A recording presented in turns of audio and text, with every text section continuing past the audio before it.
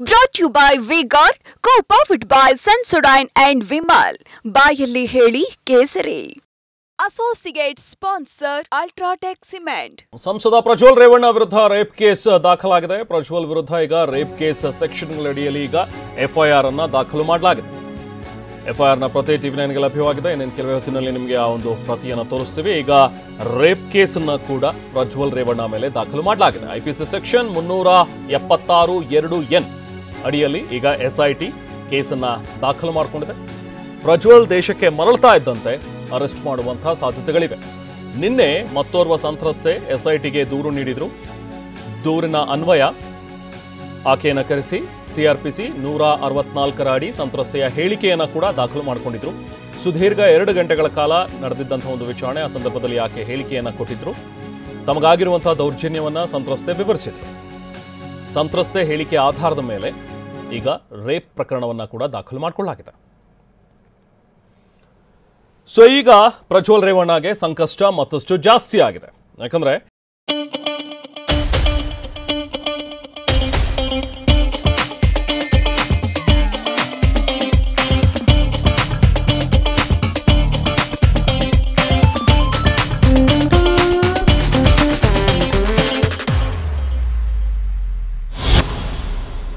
ಹೊಳೆನರಸೀಪುರದಲ್ಲಿ ದಾಖಲಾಗಿದ್ದಂಥ ಒಂದು ಪ್ರಕರಣದಲ್ಲಿ ಅಷ್ಟೊಂದು ಗಂಭೀರವಿರುವಂತಹ ಒಂದು ಪ್ರಕರಣ, ಅಂದರೆ ಅರೆಸ್ಟ್ ಮಾಡಲೇಬೇಕು, ಈತ ಜೈಲಿಗೆ ಹೋಗಲೇಬೇಕು ಅನ್ನುವಂಥ ಅಫೆನ್ಸ್ ಯಾವುದು ಕೂಡ ಸೆಕ್ಷನ್ಗಳು ಇರಲಿಲ್ಲ. ಅಂದರೆ ಯಾವುದು ಕೂಡ ನಾನ್ ಬೇಲೇಬಲ್ ಆಗಿರುವಂಥ ಪ್ರಕರಣಗಳಿರಲಿಲ್ಲ. ಆದರೆ ಈಗ ಮತ್ತೊಬ್ಬ ಯುವತಿ ಬಂದು, ಸಂತ್ರಸ್ತೆ ಬಂದು ತನ್ನ ಒಂದು ಹೇಳಿಕೆಯನ್ನು ದಾಖಲು ಮಾಡಿರೋದ್ರಿಂದಾಗಿ ಈಗ ಸಂಕಷ್ಟ ಜಾಸ್ತಿ ಆಗಿದೆ. ಯಾಕಂದರೆ ಆಕೆ ಕೊಟ್ಟಂಥ ಒಂದು ಹೇಳಿಕೆ ಸುಮಾರು ಸುದೀರ್ಘ 2 ಗಂಟೆಗಳ ಕಾಲ ಆಕೆ ಒಂದು ವಿಚಾರಣೆ ನಡೆದಿದೆ. ಆ 2 ಗಂಟೆಗಳ ಕಾಲ ಆಕೆ ಏನೇನಾಗಿದೆ, ಹೇಗೆ ನನಗೆ ತೊಂದರೆಗಳಾಗಿದೆ ಅನ್ನುವಂಥದ್ರ ಬಗ್ಗೆ ಆಕೆ ವಿವರಿಸಿದ್ದಾರೆ.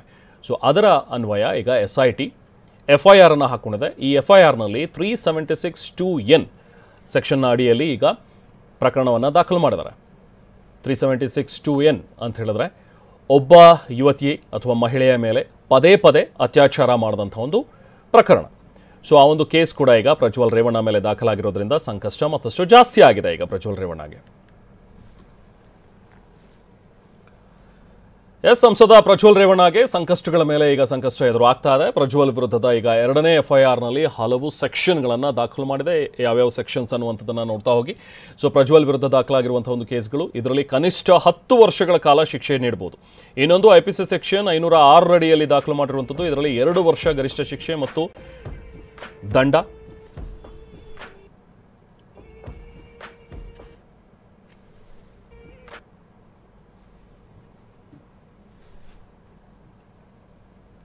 ಐಪಿಸಿ ಸೆಕ್ಷನ್ 354(b) ಅಡಿಯಲ್ಲೂ ಕೂಡ ಪ್ರಕರಣ ದಾಖಲಾಗಿದೆ. ಇದರ ಅಡಿಯಲ್ಲಿ ಈಗ ಆರೋಪ ಸಾಬೀತಾದರೆ ಅಪರಾಧಿಕ ಉದ್ದೇಶಕ್ಕೆ ಮಹಿಳೆ ಮೇಲೆ ಹಲ್ಲೆ ನಡೆಸುವಂಥದ್ದು. ಸೊ ಇದರಲ್ಲಿ ಏನಾದರೂ ಸಾಬೀತಾದರೆ ಗರಿಷ್ಠ 3 ವರ್ಷ ಶಿಕ್ಷೆಯನ್ನು ವಿಧಿಸಬಹುದಾಗತ್ತೆ.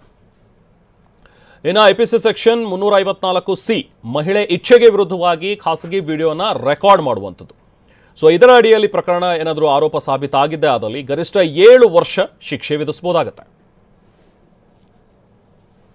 ಸೊ ಹೀಗೆ ಹಲವು ಸೆಕ್ಷನ್ಗಳ ಅಡಿಯಲ್ಲಿ ಈಗ ಪ್ರಕರಣ ದಾಖಲಾಗಿದೆ. ಪ್ರಜ್ವಲ್ ವಿರುದ್ಧ ದಾಖಲಾಗಿರುವಂತಹ ಕೇಸ್ ಇವು 376(2)(n ಹಾಗೆ 506 ಸೆಕ್ಷನ್ 354(a)(1 354(a)(1 ಅಡಿಯಲ್ಲಿ ಏನಾದರೂ ಆರೋಪ ಸಾಬೀತಾದರೆ 3 ವರ್ಷಗಳ ಕಾಲ ಶಿಕ್ಷೆ. ಸೊ ಹೀಗೆ ವಿವಿಧ ಸೆಕ್ಷನ್ಗಳ ಅಡಿಯಲ್ಲಿ ಈಗ ಪ್ರಜ್ವಲ್ ವಿರುದ್ಧ ಪ್ರಕರಣ ದಾಖಲಾಗಿದೆ. ಮತ್ತಷ್ಟು ಡೀಟೇಲ್ಸ್ ಪಡೆಯೋಣ. ನಮ್ಮ ಪ್ರತಿನಿಧಿ ಕಿರಣ್ ಈಗ ನಮ್ಮ ಜೊತೆಗೆ ಜಾಯ್ನ್ ಆಗಿದ್ದಾರೆ. ಕಿರಣ್, ಈಗ ಮತ್ತಷ್ಟು ಸಂಕಷ್ಟ ಎದುರಾಗ್ತಾ ಇದೆ ಪ್ರಜ್ವಲ್ಗೆ. ಈಗ 2ನೇ ಎಫ್ಐಆರ್ ಬಗ್ಗೆ ನಾವು ಮಾತಾಡೋದಾದ್ರೆ, ಮೊದಲು ಹೊಳೆನರಸೀಪುರದಲ್ಲಿ ದಾಖಲಾದಂಥ ಒಂದು ಪ್ರಕರಣ.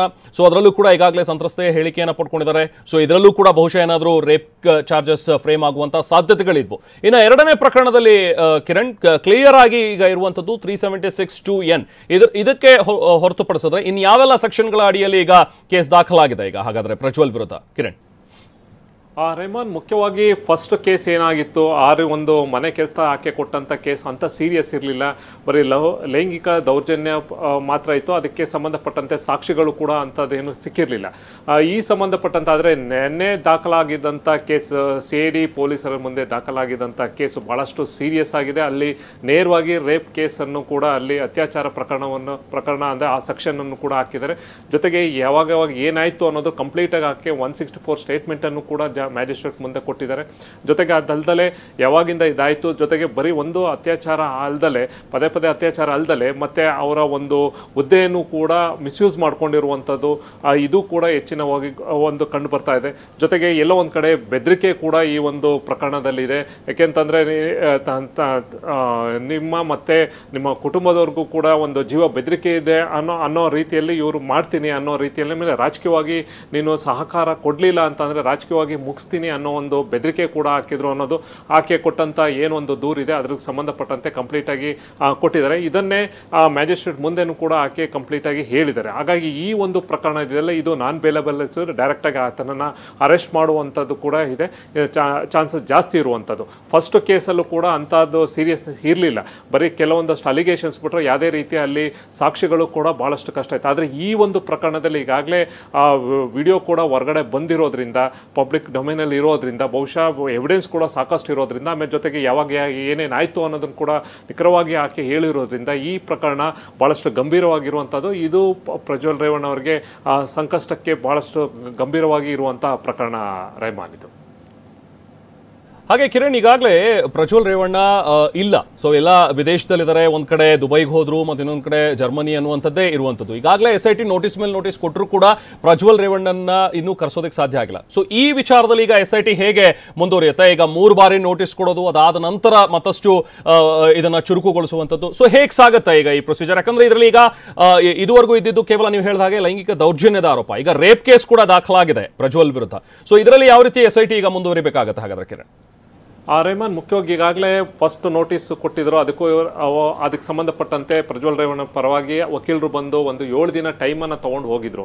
ನಂತರ ಸೆಕೆಂಡ್ ನೋಟಿಸನ್ನು ಕೊಟ್ಟಿದ್ರು. ಇದೀಗ 3ನೇ ನೋಟಿಸನ್ನು ಕೊಟ್ಟಿದ್ದಾರೆ. ಇದು SIT ಅಧಿಕಾರಿಗಳು ಪ್ರೊಸೀಜರನ್ನು ಫಾಲೋ ಮಾಡ್ತಾರೆ. ಅಂದರೆ ಒಂದು ಯಾವುದೇ ನೋಟಿಸ್ ರಿಸೀವ್ ಮಾಡಿದ ತಕ್ಷಣ ಇಮಿಡಿಯೇಟಾಗಿ 24 ಗಂಟೆಗಳೊಳಗಡೆ ಬಂದು ವಿಚಾರಣೆಗೆ ಹಾಜರಾಗಬೇಕು ಅಂತ ಕೊಟ್ಟಿದ್ರು. ಈಗ ಮತ್ತೊಂದು ಪ್ರಕರಣ, ಅಂದರೆ ಈಗಾಗಲೇ ನಾನು ಹೇಳಿದಂಗೆ 2ನೇ ಪ್ರಕರಣ ಬಹಳಷ್ಟು ಗಂಭೀರವಾಗಿರೋದ್ರಿಂದ ಅದು ನೇರವಾಗಿ ಅರೆಸ್ಟ್ ಮಾಡಿಕೊಂಡು ಕೂಡ ಅವಕಾಶಗಳು ಜಾಸ್ತಿ ಇರೋದು. ಈಗ ಒಂದಷ್ಟು ಲುಕ್ಔಟ್ ನೋಟಿಸ್ ಅನ್ನು ಕೂಡ ಈಗಾಗಲೇ ಸರ್ಕ್ಯುಲೇಟ್ ಮಾಡಿದ್ದಾರೆ. ಅಂದರೆ ದೇಶದಲ್ಲಿರುವಂಥ ಏರ್ಪೋರ್ಟ್ ಇರ್ಬೋದು, ಬಂದರ್ ಇರ್ಬೋದು, ಎಲ್ಲವೂ ಕೂಡ ಅವ್ರನ್ನ ಬಂದ ತಕ್ಷಣ ಇಮಿಡಿಯೇಟ್ ಆಗಿ ಅಲ್ಲೇ ಅಧಿಕಾರಿಗಳು ಅವ್ರನ್ನ ವಶಕ್ಕೆ ತಗೊಳ್ಳುವಂಥದ್ದು, ನಂತರ ಇವ್ರು ಹೋಗಿ ಕರ್ಕೊಬರುವಂಥದ್ದು. ಇದಾಗಲೇ ಲುಕ್ಔಟ್ ನೋಟಿಸ್ ಕೂಡ ಈಗಾಗಲೇ ಸಂಬಂಧಪಟ್ಟಂಥ ಎಲ್ಲ ಏರ್ಪೋರ್ಟ್ಗಳು ಕೂಡ ಗಮನಕ್ಕೆ ತಂದಿದ್ದಾರೆ. ಈಗ ಇರುವಂಥ ಒಂದಷ್ಟು ಮಾಹಿತಿ ಪ್ರಕಾರ ಬೆಂಗಳೂರಿನಿಂದ ಶನಿವಾರ ಬೆಳಗ್ಗೆ, ಅಂದರೆ ಕಳೆದ ಶನಿವಾರ ಬೆಂಗಳೂರಿನಿಂದ ಅವರು ಫ್ರಾಂಕ್ಫರ್ಟ್ಗೆ ಹೋಗಿರ್ತಾರೆ, ಜರ್ಮನಿಗೆ ಹೋಗಿರ್ತಾರೆ. ಅದಾದಮೇಲೆ ಆತ ಅಲ್ಲಿಂದ ದುಬೈಗೆ ಬಂದಿರ್ಬೋದು ಅನ್ನೋದು ಒಂದಷ್ಟು ಮಾಹಿತಿ ಇದೆ. ನಂತರ ಇದೀಗ ಇರುವಂಥ ಒಂದು ಇನ್ಫಾರ್ಮೇಷನ್ ಪ್ರಕಾರ, ಏಕೆಂದರೆ ಅವರು 14-15ನೇ ತಾರೀಕು ಬರ್ತಾರೆ ಅನ್ನೋದಿತ್ತು. ಆದರೆ ಇದೀಗ ಮತ್ತೊಂದು ಅವ್ರ ಮೇಲೆ ಪ್ರಕರಣ ದಾಖಲಾಗಿರೋದು, ಅವರು ಬರ್ತಾರೋ ಇಲ್ವೋ ಅನ್ನೋದು ದೊಡ್ಡದೇ. ಈಗ ಮುಂದಿನ ಹಂತದಲ್ಲಿ SIT ಅಧಿಕಾರಿಗಳು ಈಗ ಇಂಟರ್ಪೋಲ್ ಮೂಲಕ ಅಪ್ರೋಚ್ ಮಾಡ್ಬೋದು. ಅಂದರೆ ರೆಡ್ ಕಾರ್ನರ್ ನೋಟಿಸ್ ಇರ್ಬೋದು, ಬ್ಲೂ ಕಾರ್ನರ್ ನೋಟಿಸ್ ಇರ್ಬೋದು. ಈ ರೀತಿ ಒಂದು ಕೇಂದ್ರ ಸರ್ಕಾರಕ್ಕೆ ಅಂತಿಮವಾಗಿ, ಯಾಕೆಂದರೆ ಈಗ ಅರೆಸ್ಟ್ ಮಾಡಲೇಬೇಕಾಗಿದೆ, ಇಂಥ ಅಕ್ಯೂಸ್ಡ್ ನಮಗೆ ಬೇಕಾಗಿದ್ದಾನೆ ಅಂತ ಸಂಬಂಧಪಟ್ಟಂತೆ ಕೇಂದ್ರ ಸರ್ಕಾರಕ್ಕೆ ಅವರು ಒಂದು ಲೆಟರನ್ನು ಕೂಡ SIT ಅಧಿಕಾರಿಗಳು, ಅಂದರೆ ಇಲ್ಲಿ ಆ ಗೃಹ ಇಲಾಖೆಯಿಂದ ಹೋಗುವಂಥದ್ದು. ಅದಾದಮೇಲೆ ಯಾವ ದೇಶದಲ್ಲಿ ಆ ಪಾಸ್ಪೋರ್ಟ್ ಎಲ್ಲಿದೆ, ಸೀಸ್ ಮಾಡುವುದು, ಯಾವ ದೇಶದಲ್ಲಿದೆ ಅನ್ನೋದನ್ನು ಕೂಡ ಮುಂದಿನ ಹಂತದಲ್ಲೇ ಪ್ರೊಸೀಜರು. ಆದರೆ ಇದೀಗ 3ನೇ ನೋಟಿಸನ್ನು ಕೊಟ್ಟಿದ್ದಾರೆ. ಇದಕ್ಕೆ ಸಂಬಂಧಪಟ್ಟಂತೆ ಅವರು ಅಲ್ಲಿಂದ ಬಂದು ಏನಾರ ಒಂದು ಟೈಮ್ ತಗೋತಾರೋ, ಇದ್ರ ಮಧ್ಯದಲ್ಲಿ ಆ್ಯಂಟಿಸಿಪೇಟರಿ ಬೇಲನ್ನು ಏನಾರ ಮೂವ್ ಮಾಡ್ತಾರೋ ಅವರ ಪರವಾಗಿ ಇಲ್ಲಿ, ಅಥವಾ ಇದಕ್ಕೆ ಹೈಕೋರ್ಟ್ಗೆ ಹೋಗಿ ಈ ಪ್ರಕರಣವನ್ನು ಒಂದು ಸ್ಟೇಗೆ ಏನಾರ ಮೂವ್ ಮಾಡ್ತಾರೆ. ಇದು ಕಾನೂನಲ್ಲಿ ಬೇರೆ ಬೇರೆ ರೀತಿಯಲ್ಲಿ ಒಂದು ದಾರಿಗಳಿದ್ದಾವೆ. ಈಗ ಉಳಿದಂತೆ ಅಧಿಕಾರಿಗಳು ಯಾಕೆಂತಂದರೆ ದೇಶ ಬಿಟ್ಟು ಹೋಗಿರೋದ್ರಿಂದ ಇಲ್ಲಿಂದ, ಏಕೆಂದರೆ ಸರ್ಕಾರ ಹೇಳುವಂಥದ್ದು ನಾವು ಎಲ್ಲೇ ಇರಲಿ ಕೂಡ ನಾವು ಅವ್ರನ್ನ ಅರೆಸ್ಟ್ ಮಾಡ್ಕೊಂಡು ಬರ್ತೀವಿ ಅಂತ, ಇದ್ರ ಪ್ರಕರಣವನ್ನು ಸೀರಿಯಸ್ ಆಗಿ ತೊಗೊಂಡಿದ್ದೀವಿ, ನಾವು ಎಲ್ಲೂ ಕೂಡ ಬಿಡೋದಿಲ್ಲ ಅಂತ ಪದೇ ಹೋಮ್ ಮಿನಿಸ್ಟರ್ ಕೂಡ ಹೇಳ್ಕೊಂಡು ಬರ್ತಾ ಇದ್ದಾರೆ. ಹಾಗಾಗಿ ಸಂಬಂಧಪಟ್ಟಂತೆ ಫಸ್ಟ್ ಆತನ ಎಲ್ಲಿದ್ದೇನೆ ಅಂತ ಲೊಕೇಶನ್ ಗೊತ್ತಾಗಬೇಕು. ಜೊತೆಗೆ ಅಲ್ಲಿ ಹೋಗೋಕ್ಕೆ, ಇಲ್ಲಿ ಹೋಗಿ ಕರ್ಕೊಬರಕ್ಕೆ ಆತ ಅಲ್ಲಿ ಸಿಗ್ತಾನ ಅನ್ನೋದು ಕೂಡ ಇಂಪಾರ್ಟೆಂಟ್ ಆಗುತ್ತೆ. ಆದರೆ ಕಾನೂನಿನ ಪ್ರಕಾರ ಈಗಾಗಲೇ SIT ಅಧಿಕಾರಿ, ಬಹಳ ಮುಖ್ಯವಾಗಿ ಇನ್ನೊಂದು ವಿಚಾರ ಕಿರಣ್, FIR ಕಾಪಿಯನ್ನು ಬಹುಶಃ ನೀವು ಕೂಡ ನೋಡಿದಿರಿ ಅನ್ಕೊಡ್ತೀನಿ.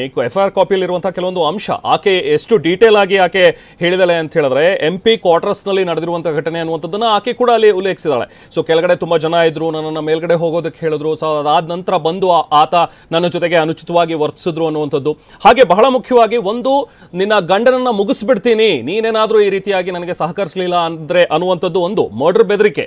ಜೊತೆಗೆ ನೀನೇನಾದ್ರೂ ಇದ್ರ ಬಗ್ಗೆ ಎಲ್ಲಾದ್ರೂ ಹೊರಗಡೆ ಮಾತಾಡಿದ್ರೆ ನಿನ್ನ ವಿಡಿಯೋನ ಕೂಡ ರಿಲೀಸ್ ಮಾಡ್ತೀನಿ ಅಂತೇಳಿ. ಅಂದ್ರೆ ನಾಟ್ ಓನ್ಲಿ ರೇಪ್, ಅದ್ರ ಜೊತೆಗೆ ಮರ್ಡರ್ ಬೆದರಿಕೆ ಕೂಡ ಹಾಕಿರುವಂಥದ್ದು. ಜೊತೆಗೆ ಆಕೆಯನ್ನು ಕೂಡ ನಿನಗೆ ತೊಂದರೆ ಕೊಡ್ತೀನಿ ಅನ್ನುವಂಥದ್ದು ಹೇಳಿರುವಂಥದ್ದು. ಇದು ಕೂಡ ಸಾಕಷ್ಟು ಸೀರಿಯಸ್ ಆಗಿರುವಂತಹ ಒಂದು ಅಲಿಗೇಷನ್ಸ್ ಈಗ ಪ್ರಜ್ವಲ್ ರೇವಣ್ಣ ಅವರ ವಿರುದ್ಧ. ಕಿರಣ್, ಖಂಡಿತ ಖಂಡಿತ ನಾನು ಆಗಲೇ ಹೇಳ್ದಂಗೆ ಇಲ್ಲಿ ಇಡೀ ಒಂದು ಫ್ಯಾಮಿಲಿಗೆ ಧಮಕಿ ಹಾಕಿರುವಂಥದ್ದು, ಆಮೇಲೆ ಜೊತೆಗೆ ಗನ್ ಪಾಯಿಂಟಲ್ಲಿ ಇಟ್ಟು ಬೆದರಿಕೆ ಹಾಕಿರುವಂಥದ್ದು.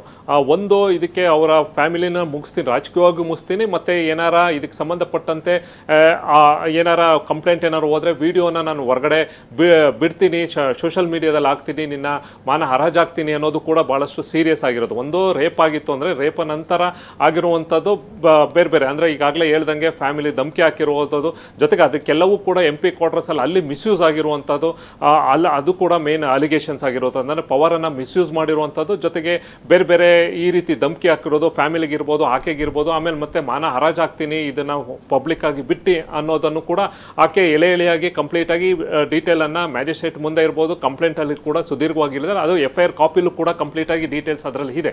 ಯಾವಾಗ ಏನಾಯಿತು ಏನು ಅಂತ ವಿತ್ ಏರು ಡೇಟ್ ವೈಸು ಕೂಡ ಹೇಳಿದರೆ, ಯಾವ ಸ್ಥಳದಲ್ಲಿ ಆಗಿರುವಂಥದ್ದು ಕಂಪ್ಲೀಟಾಗಿ ಆಕೆ ಡೀಟೇಲ್ಸನ್ನು ಕೊಟ್ಟಿದ್ದಾರೆ. ಹಾಗಾಗಿ ಇದು ಭಾಳಷ್ಟು ಸೀರಿಯಸ್ ಆಗಿದೆ. ಯಾಕೆಂದರೆ ಫಸ್ಟ್ FIRಗೂ ಕೂಡ ಈ FIRಗೂ ಭಾಳಷ್ಟು ವ್ಯತ್ಯಾಸ ಇದೆ. ಅಲ್ಲಿ ಜಸ್ಟ್ ಅಲಿಗೇಷನ್ಸ್ ಇತ್ತು, ಜೊತೆಗೆ ಅಲ್ಲಿ ಯಾವುದೇ ರೀತಿಯ ಸಾಕ್ಷಿಗಳು ಕೂಡ SIT ಅಧಿಕಾರಿಗಳಿಗೆ ಕೊರತೆ ಇತ್ತು. ಹಾಗಾಗಿ ಅಲ್ಲೂ ಕೂಡ ಯಾವುದೇ ರೀತಿ 376 ಅನ್ನ ಅಲ್ಲಿ ಇನ್ಕ್ಲೂಡ್ ಮಾಡೋಕ್ಕಾಗಿರಲಿಲ್ಲ. ಆದರೆ ಇದರಲ್ಲಿ ನೇರವಾಗಿ ಎಲ್ಲ ರೀತಿಯ ಸೆಕ್ಷನ್ಸ್ಗಳನ್ನು ಕೂಡ ಹಾಕಿದ್ದಾರೆ ಅದಕ್ಕೆ ಸಂಬಂಧಪಟ್ಟಂತೆ ಕೊಟ್ಟಿರುವಂಥ ಕಂಪ್ಲೇಂಟಲ್ಲಿ. ಹಾಗಾಗಿ ಈ ಒಂದು ವಿಚಾರವಾಗಿ ಗಂಭೀರವಾಗಿ ಈ ಪ್ರಕರಣ ಬಹಳಷ್ಟು ಗಂಭೀರವಾಗಿದೆ ರೆಹಮಾನ್. ನಿಜ ಕಿರಣ್, FIR ನಲ್ಲಿರುವಂತಹ ಕೆಲವೊಂದು ಅಂಶಗಳು ನಾವು ಕೂಡ ಇಲ್ಲಿ ಗಮನಿಸ್ತಾ ಇದ್ವಿ. ಆಕೆ ಹೇಳಿರುವಂಥದ್ದು ಹೇಗೆ ನನ್ನ ಮೇಲೆ ಅತ್ಯಾಚಾರವನ್ನು ನಡೆಸಿದ್ರು ಅಂತೇಳಿ MP ಕ್ವಾರ್ಟರ್ಸ್ಗೆನೆ ಕರೆಸ್ಕೊಂಡಿದ್ರು. ಆ ಸಂದರ್ಭದಲ್ಲಿ ನಾನು ಅಲ್ಲಿಗೆ ಹೋದಾಗ MP ಕ್ವಾರ್ಟರ್ಸ್ನ ಹಾಲ್ನಲ್ಲಿ ತುಂಬಾ ಜನ ಇದ್ರು. ಸೊ ಹಾಗಾಗಿ ನನ್ನನ್ನ ಅವರು ಮೇಲ್ಗಡೆ ಇರುವಂತಹ ರೂಮ್ಗೆ ಹೋಗು ಅನ್ನುವಂಥದ್ದನ್ನ ಹೇಳಿದ್ರು ಅಂತೇಳಿ. Brought you by Vigor, co-powered by Sensodyne and Vimal. ಬಾಯಲ್ಲಿ ಹೇಳಿ ಕೇಸರಿ. Associate sponsor UltraTech cement.